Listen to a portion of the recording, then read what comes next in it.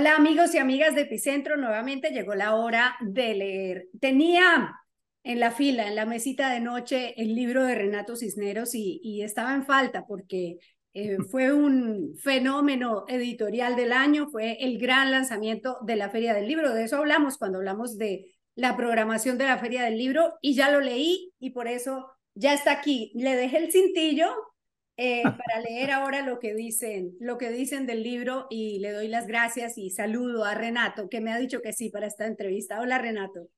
Querida Clara Elvira, ¿cómo estás? Qué gusto de verte después de mucho tiempo, por lo menos virtualmente, que es una manera de estar cerca también. Y siempre siguiendo las cosas que haces, muy atento a los contenidos periodísticos, pero también a los programas en los que todavía felizmente le dedicas espacio a la literatura. Sí, seguimos empujando, no es fácil, pero bueno, sálvese quien pueda, Renato, en este.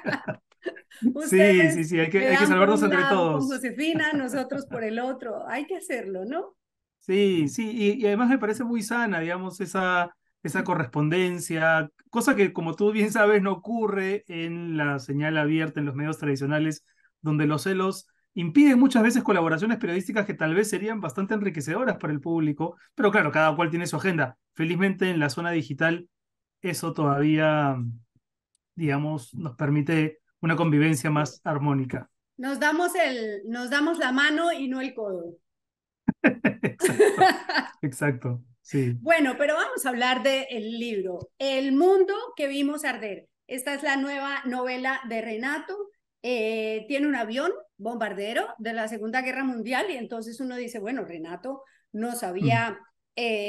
nos había presentado libros sobre su padre, sobre sus ancestros, su familia, sobre una relación sentimental fracasada, algo que parecía más cercano a nosotros y luego nos manda a la Segunda Guerra Mundial. Eh, Mm. Empecemos por preguntar si esta es una historia real. Lo que cuentas aquí ocurrió, no los bombardeos, sino el personaje existe. Sí, el personaje existió y yo quise rastrearlo cuando supe de él en el 2014, hace varios años atrás, pero fue imposible porque, bueno, básicamente no había mucho acceso a esa historia y lo que hice en su momento fue escribir una columna en La República, que era donde yo colaboraba entonces, y me olvidé de la historia que me contó una tía en una reunión a la que casi no voy, y hago el énfasis en el casi porque también la novela creo que trata sobre cómo el azar a veces predispone ciertos acontecimientos para que tracen una marca en nuestro destino. Uh -huh. Casi no voy a esa reunión y sin embargo fui, escuché esa historia y me pareció fascinante esa encrucijada en la que el personaje tiene que decidir si acepta o no una misión en la Segunda Guerra Mundial que implica soltar bombas sobre la ciudad de su madre, sobre la ciudad que siempre ha querido conocer, que es Hamburgo. Escribí la columna y me olvidé, Clara Elvira, me olvidé por completo, empecé otras historias y de hecho durante la pandemia yo estaba embarcado en otro proyecto del que algún día podremos conversar si es que se convierte en libro Uh y si -huh. no también.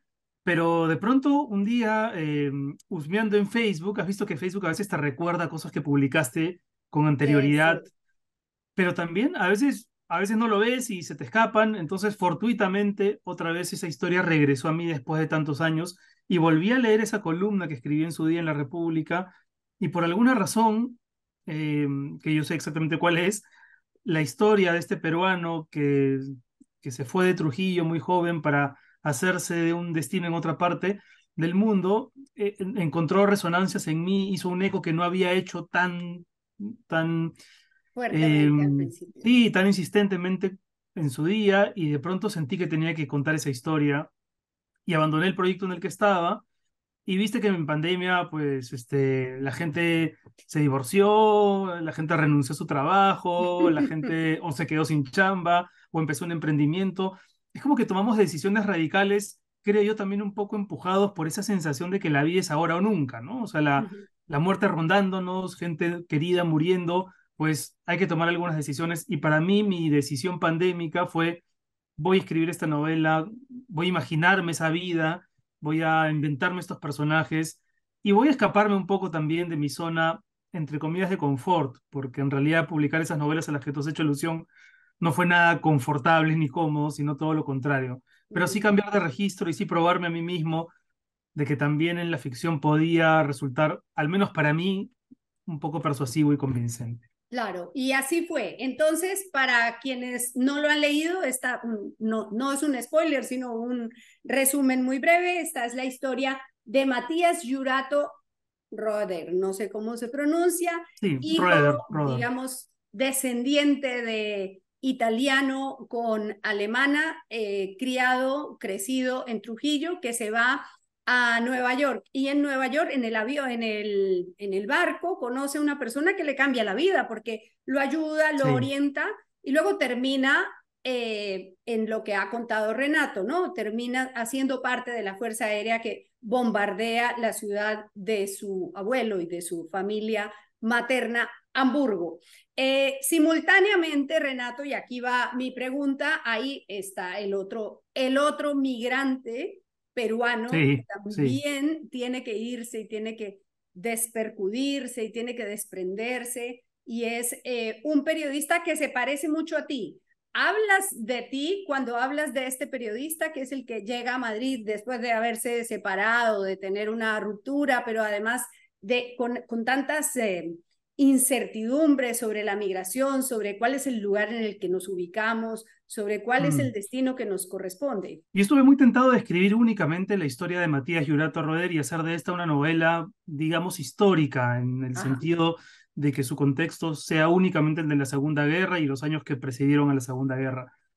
Eh, pero, pero por alguna razón, y creo que aquí ya fueron más porfiadas las motivaciones literarias y personales, también quería contar mi historia migratoria a partir de un personaje que se parece a mí en algunas cosas, pero creo que es más distinto que similar, ¿no? O sea, Ajá. es un personaje que sí, hizo periodismo en el Perú, ha migrado a Madrid, donde no lo conoce nadie, Uh-huh. pero no ha vivido la paternidad, por ejemplo, que yo sí y que ha sido tan determinante en mi vida. Más bien, él tiene una relación frustrada con esa paternidad que no ha Uh-huh. podido concretarse. Es un hombre divorciado, a diferencia mía, que no me he divorciado Ajá. que continúo casado, quiero decir. Eh, y por otro lado, no es un escritor, ¿no? Es alguien que quiere escribir Uh-huh. y que nunca se ha atrevido a escribir, ¿no? Que siempre ha tenido como proyectos que o él mismo ha abortado o que no ha podido emprender.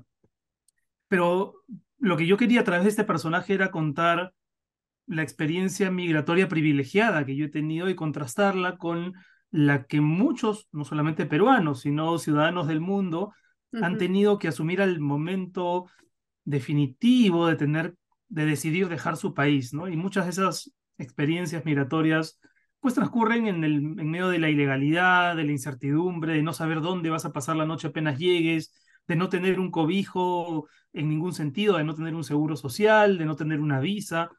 Y quería contraponer eso, porque muchas veces uno piensa que migrar implica siempre una comodidad, y no siempre es así, ¿no? Uh-huh. Entonces quería contar también esa experiencia contemporánea y establecer vasos comunicantes entre esa historia más actual y aquella, la de Matías y la Segunda Guerra.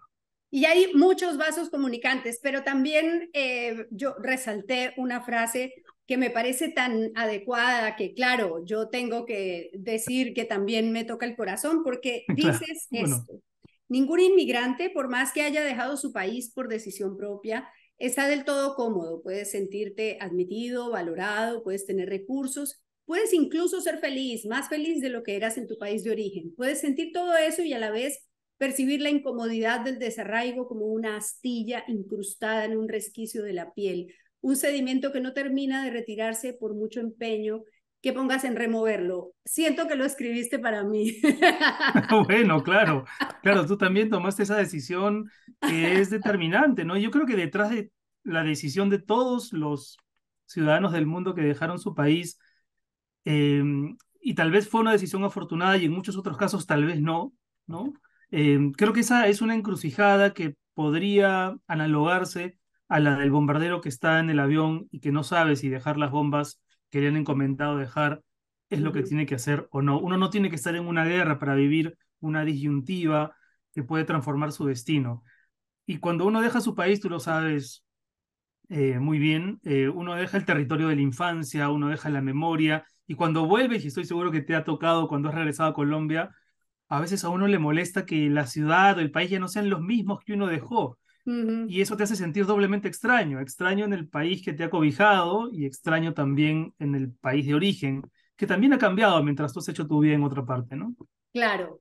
Bueno, y para volver a Matías, Matías además es un hombre que tiene que cambiar su nombre, se vuelve Matthew, tiene que cambiar su apellido, y ya luego sabrán los lectores por qué, y tiene que cambiar su segundo apellido también. Y entonces eso también habla Sí. de la identidad, ¿no? De cómo nos transformamos cuando va pasando el tiempo y cuando migramos, claro. Sí, y eso es algo que ocurrió además en la Segunda Guerra Mundial.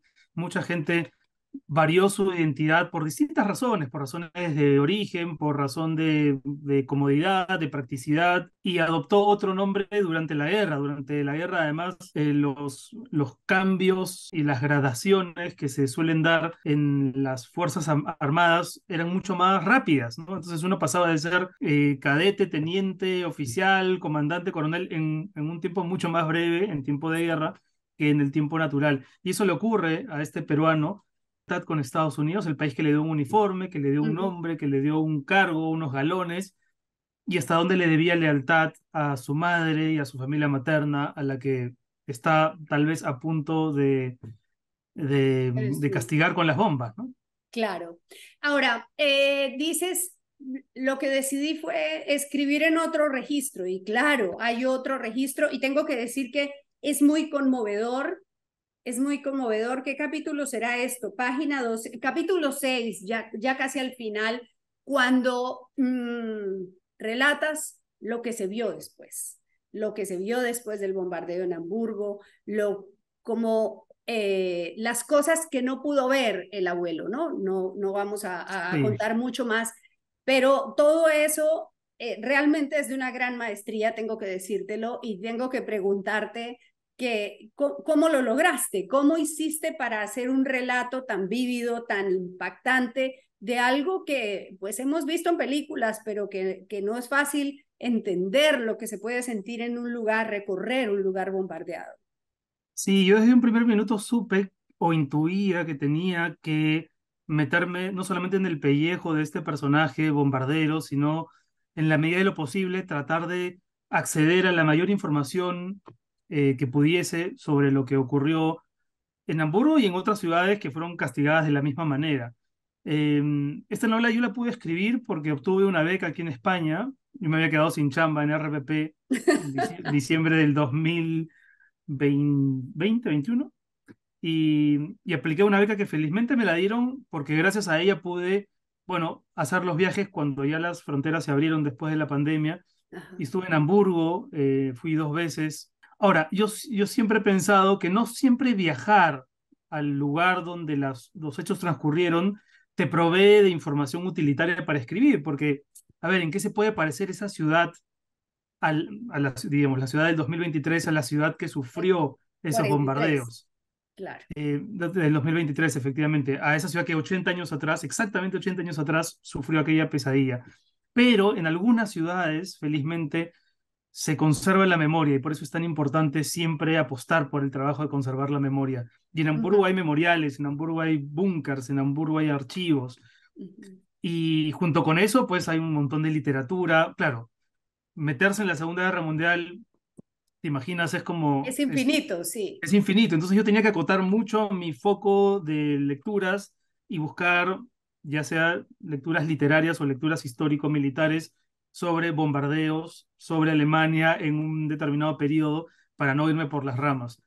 Entonces leí mucho, vi muchos documentales, vi muchas películas y sobre todo también pensaba en que la guerra a veces uno piensa que es una cosa que le ocurren a otros, ¿no? Muy Ujú, lejos, y que son ujú, cosas que suceden cada determinados hitos de tiempo, periodos de tiempo. Y la verdad es que para nuestras sociedades, ¿no? Colombia, Perú, Latinoamérica en general, la guerra siempre estuvo ahí.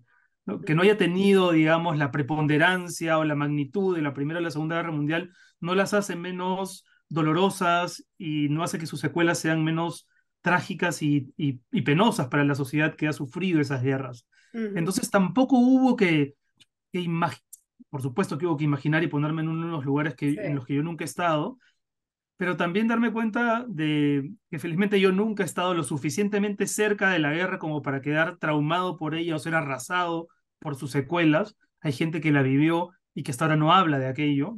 Estoy Ujú. pensando en la Segunda Guerra Mundial, pero también estoy pensando en el conflicto Claro, en el armado verano. interno del Perú Sí. o en Colombia, ¿no? Gente que hasta ahora no ha podido verbalizar sus experiencias de guerra.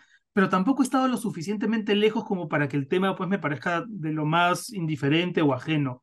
He Ujú. estado en un punto medio que me permite felizmente mirar, observar, leer, estudiar y escribir, ¿no? Y esperar que los lectores encuentren en esas páginas algo de verdad estética. Sí, pues hay fuego, fuego que hace arder también la conciencia cuando se lee esta novela. La disfruté mucho, Renato. Muchas Me gracias por alegro, estar aquí. Otro me día tenemos que alegro hablar de mucho, Clara política. Elvira. Te vamos a invitar al Epicentro TV Live cuando tengas horario decente Bueno, de este lado. Bueno, tú sabes que el título, cuando yo lo puse, lo puse únicamente pensando en la guerra y en Matías en el avión lanzando las bombas y viendo el mundo arder. Y cuando el libro aparece, y lo voy a presentar a Lima, ¿no? En julio del año pasado, Ajá. perdón, en julio De este pasado, año. hace solamente Sí, un par de meses, me di cuenta que también el mundo está ardiendo, ¿no? No solamente en el Perú, en tantas partes, absolutamente. pero los paradigmas, las convenciones que hasta hace poco eran indiscutibles sobre la democracia, sobre la libertad de expresión, que hace 10 años nadie se habría animado a poner en duda, hoy pues esos paradigmas están siendo Ujú. arrasados también, así que estamos viendo todos juntos como en un espectáculo trágico el mundo arder. Mm. Y si nos toca estar en primera fila, hay que contarlo, no queda Es otra. tremendo, sí, desde que nosotros no lancemos las bombas, eso es lo Sí, importante. Sí, sí, eso es hay verdad. que guarecerse y ayudar a que destruyamos esos bombarderos. Totalmente, totalmente de acuerdo. Gracias, Renato, por Dale, estar Elvira, a leer. un abrazo fuerte. Hasta pronto. Y usted recuerde que no lo encuentra el diluvio, sino un libro debajo del brazo. Hasta pronto.